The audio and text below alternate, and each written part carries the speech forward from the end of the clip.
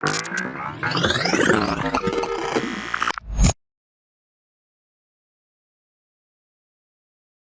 guys, I'm George. This is the Obsidian Series 1000D Super Tower PC case.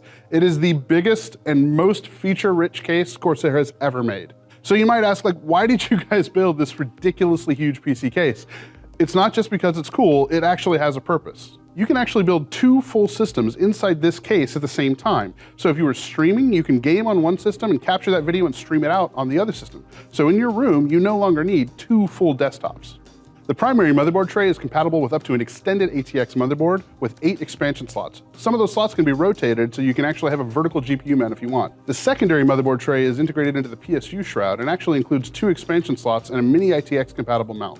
But don't worry, we didn't forget about you liquid cooling guys. All of our Obsidian series cases have been built with liquid cooling in mind. In front of the case, there's room for 2 480mm radiators. And on top, there's room for a 420mm radiator. In the rear, there's room for 220mm or 140mm fans and a 240mm radiator. One of my favorite features of the Obsidian Series 1000D are the slide-out radiator trays.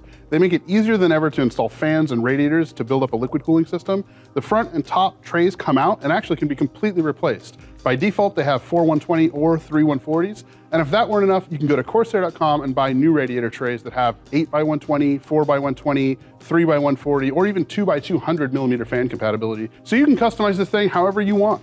The Obsidian Series 1000D comes with a Corsair Commander Pro, which allows full software control of cooling and lighting. Through iCUE, you can control your RGB fans, you can control the logo and the I/O panel RGB, and you can set up fan profiles. So if you want to optimize your system for quiet operation or high performance cooling operations, you can do that with a click of a button.